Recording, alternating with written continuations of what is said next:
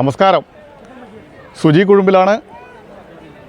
പുതിയ ഒരു വീഡിയോയിലേക്ക് എൻ്റെ എല്ലാ പ്രിയ സുഹൃത്തുക്കൾക്കും സ്വാഗതം. നമ്മളിപ്പോൾ എത്തിച്ചേർന്നിരിക്കുന്നത് ഡൽഹിയിലെ ജുമാ മസ്ജിദിലാണ്. എൻ്റെ ഈ പുറകിൽ കാണുന്നതാണ് നമ്മളെല്ലാം നല്ല കേട്ടുപരിചയമുള്ള ഡൽഹിയിലെ പഴയ ഡൽഹിയിലെ ജുമാ മസ്ജിദ്.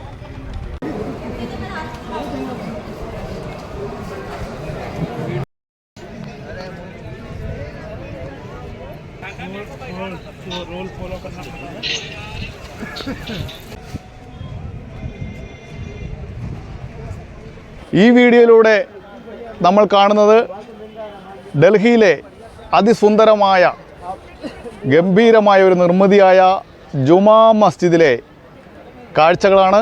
അതുപോലെ തന്നെ അതിൻ്റെ അറിയാവുന്ന കുറച്ച് ചരിത്രങ്ങളുമൊക്കെ നിങ്ങളുമായിട്ട് ഞാൻ പങ്കുവെക്കാം. ഞാൻ വന്ന ദിവസം ഒരു വെള്ളിയാഴ്ച ദിവസമാണ്. അതുകൊണ്ട് തന്നെ ഗംഭീരമായിട്ടുള്ള വിശ്വാസികളുടെയും എല്ലാം തിരക്കാണ് ഇവിടെ. നൂറ്റാണ്ടുകൾ പഴക്കമുള്ള ഈ മഹാനിർമ്മിതിയുടെ കാഴ്ചകൾ ഈ വീഡിയോയിലൂടെ നമുക്ക് കാണാം. അപ്പോൾ നേരെ വീഡിയോയിലേക്ക് പോവാം.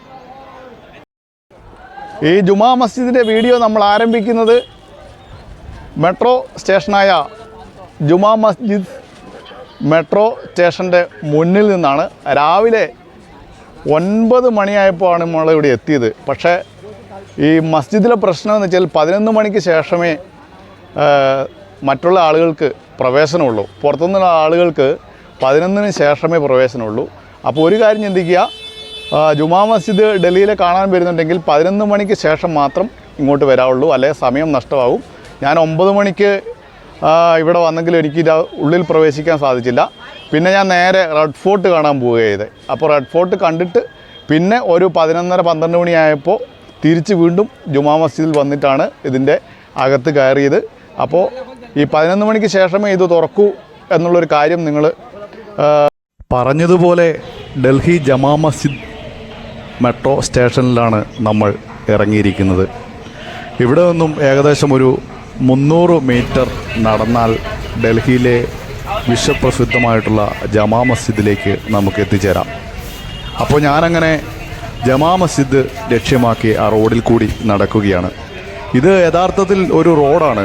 പക്ഷേ ഈ റോഡിനെ മുഴുവൻ കച്ചവടക്കാർ കൈയടക്കി വച്ചിരിക്കുന്ന കാഴ്ചയാണ് നമുക്ക് കാണുവാൻ സാധിക്കുന്നത്.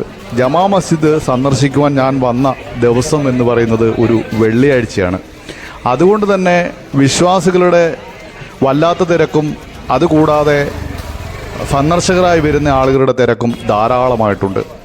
കടകളുടെ ഒരു മഹാമേളം തന്നെയാണ് ഈ ജമാ മസ്ജിദിലേക്ക് പോകുന്ന വഴിയിലുള്ളത്.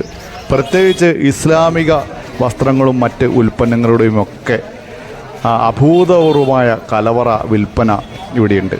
അങ്ങനെ നമ്മൾ ജമാ മസ്ജിദിൻ്റെ മുൻവശത്തേക്ക് പ്രധാനപ്പെട്ട ആ വഴിയിലേക്ക് എത്തിച്ചേർന്നിരിക്കുകയാണ്. ഡൽഹി ജമാ മസ്ജിദ് ഷഹീനാബാഗ് എന്ന സ്ഥലത്താണ്, പഴയ ഡൽഹിയിലെ ആ പ്രദേശത്താണ് ഡൽഹി ജമാ മസ്ജിദ് സ്ഥിതി ചെയ്യുന്നത്. മുഗൾ ചക്രവർത്തിയായിട്ടുള്ള ഷാജഹാനാണ് ഈ പ്രസിദ്ധമായ ഡൽഹിയിലെ ജമാ മസ്ജിദ് നിർമ്മിച്ചത്. ഇത് ഭോജശാല എന്ന ഒരു ചെറിയ കുന്നിൻ്റെ മുകളിലാണ് ഈ ഡൽഹി ജമാ മസ്ജിദ് സ്ഥിതി ചെയ്യുന്നത്. ഞാനങ്ങനെ ഡൽഹി ജമാ മസ്ജിദിൻ്റെ ആ പ്രധാന കവാടത്തിൻ്റെ അടുത്തേക്ക് പതുക്കെ എത്തിച്ചേർന്നു. ധാരാളം വിശ്വാസികളും അതുപോലെ സന്ദർശകരുമൊക്കെ ആ മസ്ജിദിൻ്റെ മുമ്പിലായി അങ്ങനെ നിൽക്കുന്നു, ഇരിക്കുന്നു. ഇനി നമ്മളങ്ങനെ ഈ ഡൽഹിയിലെ ജമാ മസ്ജിദിൻ്റെ ഉൾവശത്തേക്ക് ആണ് പ്രവേശിക്കുന്നത്. അങ്ങനെ മുമ്പോട്ട് നീങ്ങുമ്പോൾ മസ്ജിദിൻ്റെ അതിഗംഭീരമായ കാഴ്ചകൾ കണ്ടു തുടങ്ങിയിരിക്കുന്നു. വലിയ ഒരു നടുമുറ്റത്തിൻ്റെ ഒരു ഭാഗത്താണ് ഈ മസ്ജിദ് സ്ഥിതി ചെയ്യുന്നത്. അതിഗംഭീരമായ മുഗൾ നിർമ്മിതിയുടെ സുന്ദരമായ കാഴ്ച. വെള്ളിയാഴ്ച ആയതുകൊണ്ട് തന്നെ ധാരാളം ഭക്തജനങ്ങളും അതുപോലെ തന്നെ സന്ദർശകരുമൊക്കെ ഡൽഹി ജമാ മസ്ജിദ് സന്ദർശിക്കുവാൻ വേണ്ടി എത്തിച്ചേർന്നിട്ടുണ്ട്. ഏകദേശം 25,000 പേർക്ക് ഒരുമിച്ച് ചേർന്ന് പ്രാർത്ഥിക്കുവാനുള്ള ഒരു സൗകര്യമുള്ള സ്ഥലമാണ് ഇതിൻ്റെ നടുമുറ്റം. ചുറ്റോടുമൊന്ന് കണ്ണോടിക്കുമ്പോൾ മതിലുകൾ പോലെ കെട്ടിട ഭാഗങ്ങളാണ് മസ്ജിദിന് ചുറ്റിലുമായി.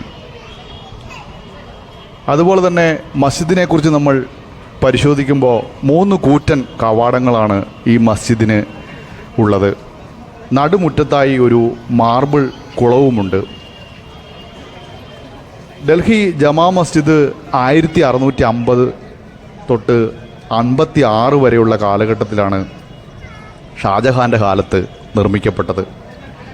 ഏതാണ്ട് ഷാജഹാൻ നിർമ്മിച്ച അവസാനത്തെ ഏറ്റവും പ്രധാനപ്പെട്ട മന്ദിരമാണ് ഡൽഹിയിലെ ഈ ജമാ മസ്ജിദ്. മുഗൾ കാലഘട്ടത്തിലെ ഏറ്റവും വലിയ മോസ്കായിരുന്നു ഈ സുന്നി വിഭാഗത്തിൻ്റേതായിട്ടുള്ള ഈ പള്ളി. അപ്പോൾ ഇന്ത്യയിലെ തന്നെ ഏറ്റവും വലിയ സുന്നി പള്ളിയുടെ തൊട്ടടുത്തേക്കാണ് ഞാനിപ്പോൾ പോയിക്കൊണ്ടിരിക്കുന്നത്. നേരത്തെ സൂചിപ്പിച്ചതുപോലുള്ള ആ മാർബിൾ കുളം നമുക്കിവിടെ കാണാം. വെള്ളിയാഴ്ച ദിവസമായതുകൊണ്ട് തന്നെ വിശ്വാസികളെല്ലാം ആ മാർബിൾ കുളത്തിൽ നിന്നും കൈയും മുഖവുമെല്ലാം കഴുകി പ്രാർത്ഥനയ്ക്ക് തയ്യാറെടുക്കുന്ന തിരക്കിലാണ്. ഒരു അരമണിക്കൂറിന് ശേഷം ഇവിടെ പ്രാർത്ഥന ചടങ്ങുകൾ ആരംഭിക്കും. ഡൽഹി ഇമാമിനെക്കുറിച്ച് സൂചിപ്പിക്കുകയാണെങ്കിൽ ഇന്ത്യയിലെ ഇസ്ലാമുമായി ബന്ധപ്പെട്ട പല വിഷയങ്ങളും വരുമ്പോൾ ഇവിടുത്തെ ഇമാമുമാരുടെ അഭിപ്രായം ലോകം ശ്രദ്ധയോടുകൂടി ശ്രദ്ധിക്കാറുണ്ട്. ആ ഉയർന്ന ഭാഗത്തു നിന്നാണ് ഇമാമുമാർ ഈ വെള്ളിയാഴ്ച ദിവസങ്ങളിൽ പ്രസംഗിക്കുന്നത്. അതിനുള്ള ഒരുക്കങ്ങളൊക്കെ നടക്കുന്നത് അവിടെ നമുക്ക് കാണാം. ഏകദേശം 5000 തൊഴിലാളികൾ 10 വർഷത്തോളം എടുത്തിട്ടാണ് ഈ മസ്ജിദ് നിർമ്മിക്കപ്പെട്ടത്. ഡൽഹി ജുമാ മസ്ജിദിൻ പരിസര പ്രദേശങ്ങളിലുമായി ഏകദേശം 2000-ന് ശേഷം 6ഓളം ബോംബ് സ്ഫോടന പരമ്പരകൾ ഉണ്ടായിട്ടുണ്ട്. അതിൽ പല ആളുകളും മരണപ്പെടുകയും നിരവധി ആളുകൾക്ക് പരിക്കേൽക്കുകയും ചെയ്തിട്ടുണ്ട്. അതുകൊണ്ട് തന്നെ ഇപ്പോൾ ഈ ഡൽഹിയിലെ ജുമാ മസ്ജിദിന് ഇന്ത്യൻ സൈന്യത്തിൻ്റെ കനത്ത സുരക്ഷയാണുള്ളത്. അത് ഒന്നും നമുക്ക് ക്യാമറയിൽ പകർത്താൻ കഴിയാത്തതുകൊണ്ട് ഇവിടെ ഞാൻ കാണിക്കുന്നില്ല. ഡൽഹി ജുമാ മസ്ജിദ് ഷഹാനാബാഗ് എന്ന പ്രദേശത്താണ് സ്ഥിതി ചെയ്യുന്നത്. അതുകൊണ്ട് തന്നെ ഇവിടെ കനത്ത ചേരികളായിരുന്നു ഒരു കാലത്ത്. ഡൽഹിയിലെ ചേരി ഒഴിപ്പിക്കലിൽ ഏറ്റവും പ്രസിദ്ധമായിട്ടുള്ള സഞ്ജയ് ഗാന്ധിയുടെ ഇടപെടൽ അത് ഈ ജുമാ മസ്ജിദിൻ്റെ പരിസരത്താണ് നടന്നത്. അങ്ങനെ ഞാൻ ഡൽഹി ജുമാ മസ്ജിദിൻ്റെ പുറത്തേക്കാണ് ഇപ്പോൾ നടക്കുവാൻ നോക്കുന്നത്. അന്ന് ഈ ചേരി ഒഴിപ്പിക്കൽ നടന്ന സമയത്ത് നമ്മുടെ മലയാളിയായിട്ടുള്ള അൽഫോൻസ് കണ്ണന്താനമായിരുന്നു ഇവിടുത്തെ കമ്മീഷണർ. അപ്പോൾ പുറത്തിറങ്ങി കിഴക്കും ഭാഗത്തേക്ക് ക്യാമറ സൂം ചെയ്യുമ്പോൾ 1 കിലോമീറ്റർ അകലെയായി കാണുന്നത് നമ്മുടെ ചെങ്കോട്ടയാണ്. ചെങ്കോട്ടയ്ക്ക് അഭിമുഖമായിട്ടാണ് ഈ ഡൽഹിയിലെ ജുമാ മസ്ജിദ് സ്ഥിതി ചെയ്യുന്നത്.